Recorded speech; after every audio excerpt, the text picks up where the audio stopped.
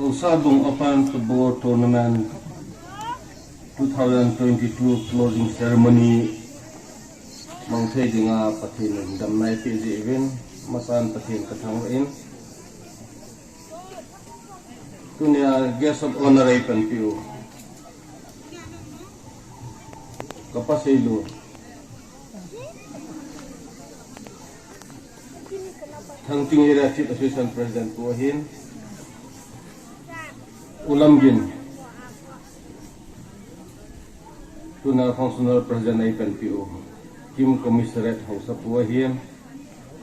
sulat pu selin mang pungsai tunya kinai pa ay panpiu special guest ahong ram ta lam kai ho VVIP ahong lam kai ho zo si English manda BJP president pule aloi ho pila pu no la pa no nga gol hang adi dia tunya hong player ho Mabon sabin jana ka hintin tulahi kin sports he season umham kati hin tulai ta sports ball hi na sa ka samomong agu ho la hang san ka san ahong kichim ho lang hang san ka san aho tia la chun sports ilung lut momong beti na hi lang hat enjang wang phanum ka san tulahi gamma sapantan in kim la ho hi ho kim la ho hi khusung authority ho la zut club ho em su thing ding dan to gun apan pan le han de yamin utilo le gamme ka ina ka kha le het ding khanamin in khat to ka le ke hung ki pon ma sa tinding ka het nei don buding sun sun chu zani la in lungdei phaya in khana ka in cha chu in phone pe ta ve ai in sa in ka na man hi lu chu bol mena bol thei sun sun chu an chang be khat de ni a ki tha le chu chu ji le kha par ta su tu ma le disaster fana pana khobi lang le namu be du ti na ai la aka among la akha na kha ya chu in ka kha im lu na di wa to ai authority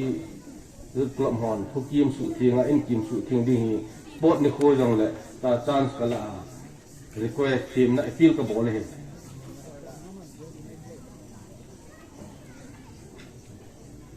wang lam ki pat na ding a hi pathin gi na ngai jin adi den mai thai cha ga lung se le ti chun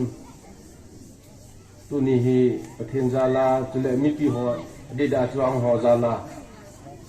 election ni lo den zo wa kana ama sa pi ni ko hiang avel velin ho sa bung le agam kai ho sa ho lam kai ho mi pi ho chunga ki pa throng ka sei no min chiwa hin azu ai se wang lam ke pat na ding in mei thai chule ti bu kim lo ho ko sa ma sa lao han di dam ka tin to kom pi naw te ho ko ma chun him lip dam pum pia mei thai ho lo se li se la deu ji mei thai ho tu iran hi long le in la vin lang aadhar card number to amin hung to aloi pa am talo aloi pa min to chule ajipa athipa death certificate to death certificate la ji chi hesu kai vin kin hin submit vin ye hi ji ha dal ki dalin tin theina ki par hat ki bol pi te le ti chu hin i jong tu lai chance kan la thang kan sei nu hin tin i sei thon te dewa kan tin he ve abana ni le gom sunga i po na pe nu chu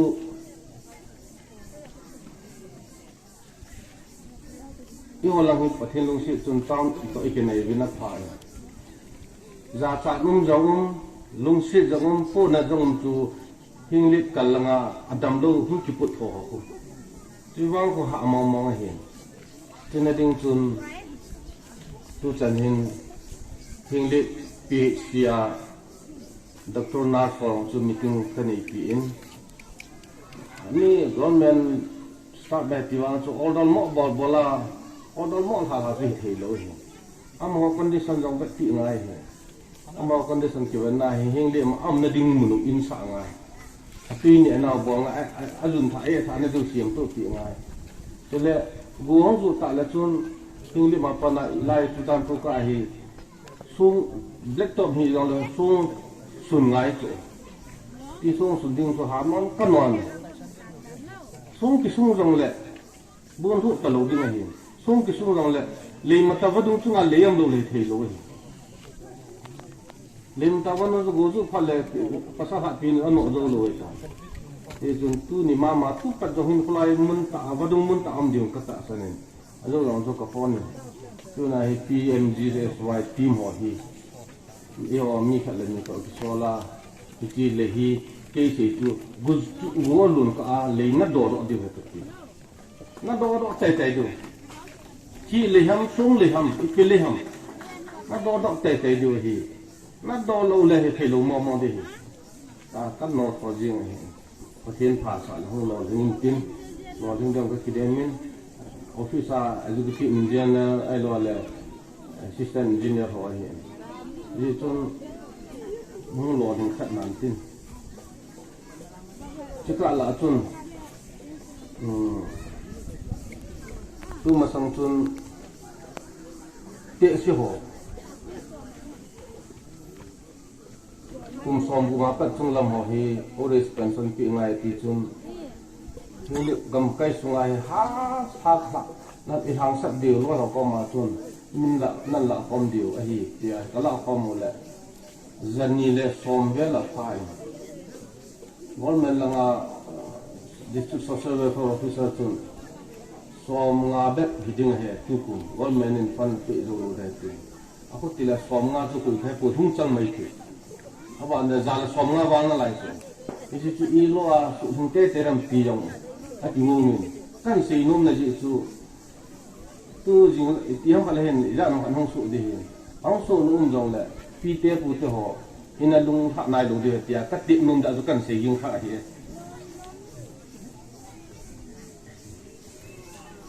ngay khi thôi thay vì anh được summer mà tâm sẽ đã semai na sport nungai ba sport pang thuk ni hai na kaya tha jab ni adubo ko sabung zu club na open football tournament pang thuk bosida mayam imphal dagi su participate to mi la e aduga mas era dagi mi kaya la e ningthau leader kaya la e masi maung si jing bada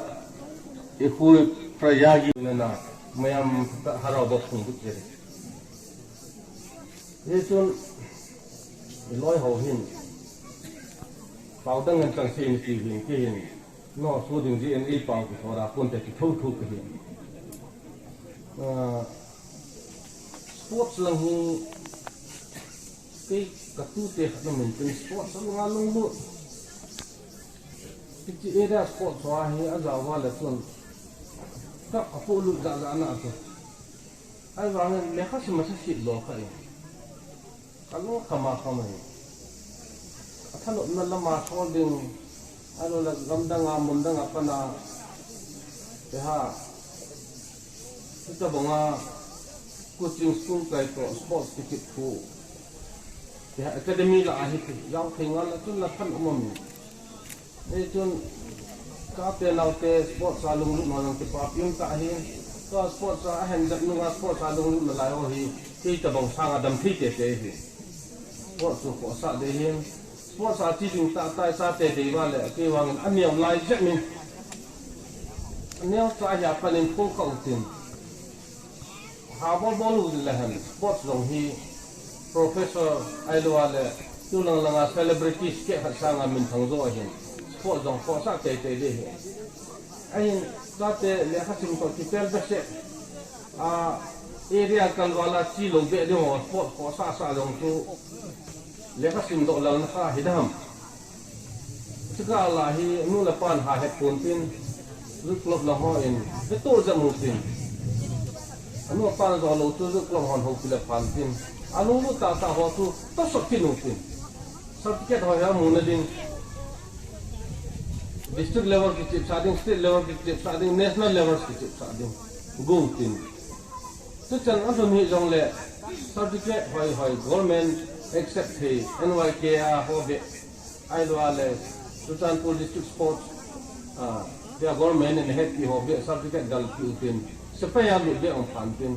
to ai target ni best alwa sports ball ho man nei dam ka ti thimin ako ti lo le sports hi tin pat ta hin I ball fe wala man na sei ka nahi itu wa hi review ball wa nu la pate la zut club ki ka sa te football pe thano mo hi relation I hoi sa jat di ni ka team num timin ko ti le ki chi long selo ki sang be se long le selo asang tu le ki pa mai ta ye ton ilang ko sa le mo ka team numin tu ni en ko sabong club ten ngày lúc tại nền cầu viên cái pain cái vàng phản nào hồ sắp quang phan hồ xây lên mang cái vàng amin hồ sắp quân mi pi long gia lên lên cho na VIP hi đặt hung cái bạn lẹ hồ sắp bong rất club lẹ hồ sắp cũng phát na cái langin ada levelin na semua cái pa thu kan sei na di in dia dong hai ta ni pevin lo kal chala hi chi tu pa cái hitam be se lo bai ta tu pa Long ni pi vinay dan mantam kasay. Pute PTN. Ti like ka anapol pino sa hin ipatukan sa ikini.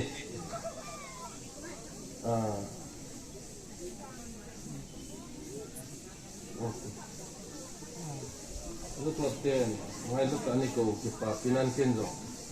Ti expenditure of sampai na dingin. Ti present tu na prom ko la ti pa to amin ki bong chan kit khana hi ye ton ka pa hi price ka bang ti film la kingai da mo ti pa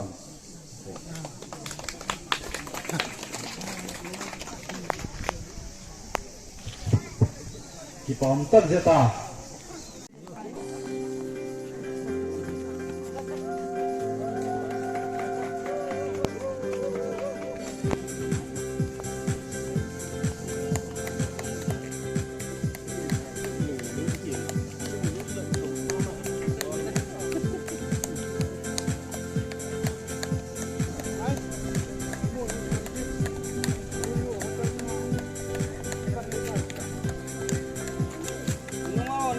Chụp ô.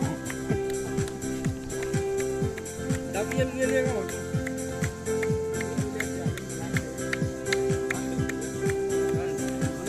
Không được lắm. Để ra nó rồi này.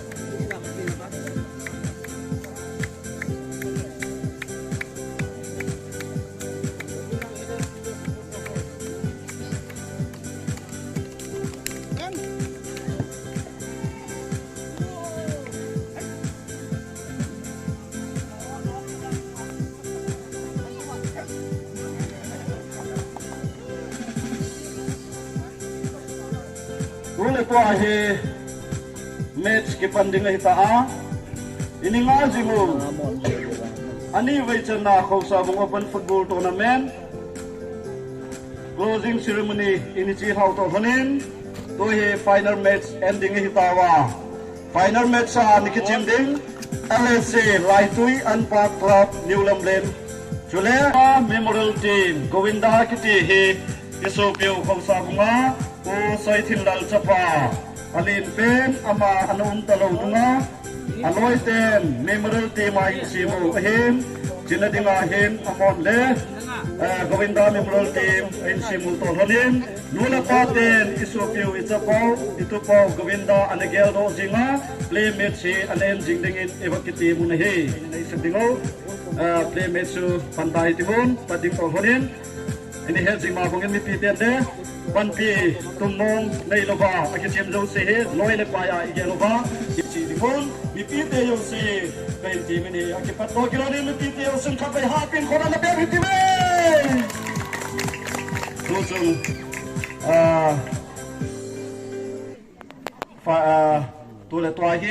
tule tu chana chuki panahya final match ko he champion hungchang dinga ko he runner sabung hidam ti hi tu chunga hi tu ai mi pi10 en lai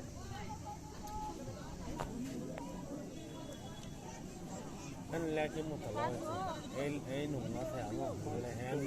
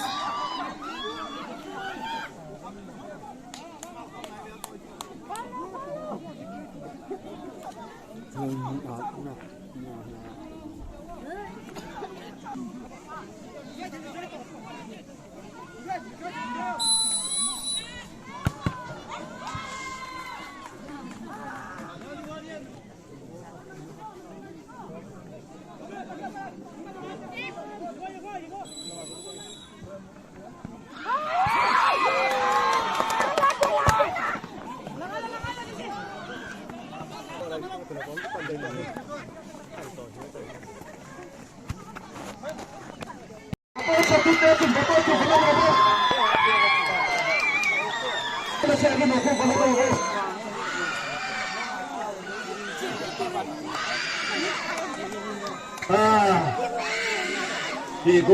goal không kiti he only 1 minute sale goal ni lang le kum lut he ya he chun loi le pai play yo te le lung khom hai lo hila lung neu lo hila la ki chu kan dei saka a thiam lo ni ko wa na thiam gel hona ai la goal kum sa he koi ham tin na ke am jing to lomen govinda te goal karin kum ka wa aba na ale si te le kum din gin sa ro ma hin kum te ding le ki sa ba ai ho ki chun all in the kitchen. Kamu tapawa. 6 ma.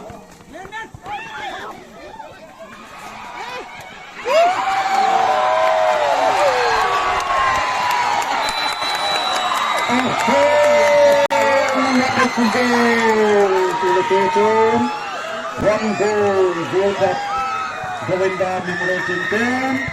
goal that Ahila Tawa. Ở hiện là thì gỗ cùng cái tỷ hệ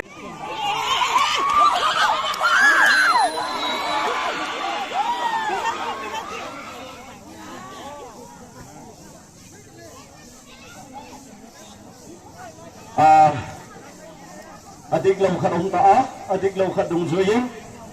asudi zelinga alaya zaum ta zat sikuyo to kinhonen ama kolin sudi na ding lampi hinlai tuin tuai hi banglam pangaitam indirect hilai kiloma LCT chance khat hungen kitinga hiwa khomte ding lai kin charoma LCT le na satak in panala na ho to thonin tu le to hi ali siten chance kat hungen ding hi win oh ho au akir anon ting song le pan phata hung le jam je dinga mi pi te hi wa le yo te chen chen a be lim ka hin tim kin hi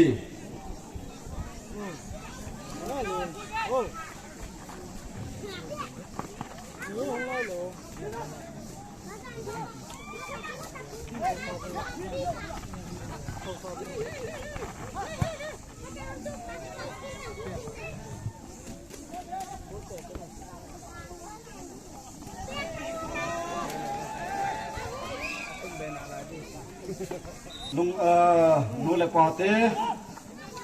chule ule nau ten program kharusuna bol kum thei ji nahi katinoma he chun moi le pai ten le na ki chip nau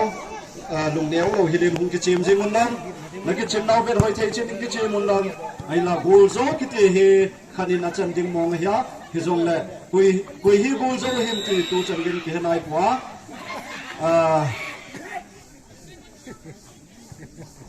nang pagina na save kina ape pan le thim ka sa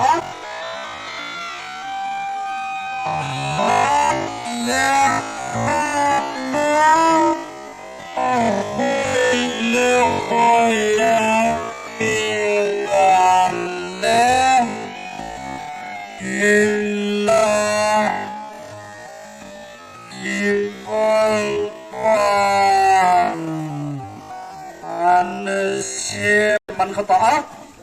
ป่าไหนเลยหงเอ็นส่งเจ้ากินอะไรถึงฮีวินอะไรสิเต้นกูหินคมเตยดิ้งกินซาโรมิน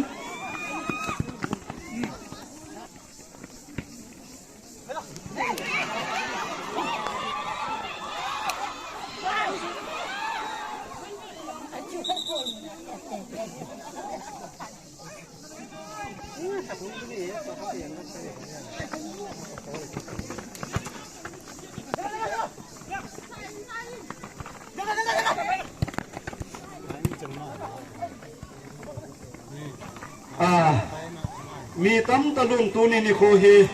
เกยมาเลยก็กี่ฮอลโมอินฮอลโรวินลังเกยเลยก็กี่ฮอลโมตานิงคุมาไฟนอลแมตช์อันเอ็นจูมีสังนี่เลยสกิริยาตูจงอาฮีวักซิมาเลยสังดีเลยจะสกิฟ้าตูจงฮินี่ขันตูเบวะไออันเตเลยยี่จุนอากิระเบตีโกเลนอะไรสิเตนกูหินคุ้มเตดิมกินซาโรวีกันตีเฮียตัวตัวชุนโกลพัดเองคงต่อวะโกวินดาเป็นมวยทีมละวะอเลซินโกลพัดเองเลลุต่อวะตัวตัวโกลสปอร์ต 1 2 2 1อันนั้นอายุเล็กอันนั้นอายุเล็กเพลย์เตนี่อเลซินโกวินดาเป็นมวยทีมไปที่อะไรอันนั้นทีมจะดีวินลับ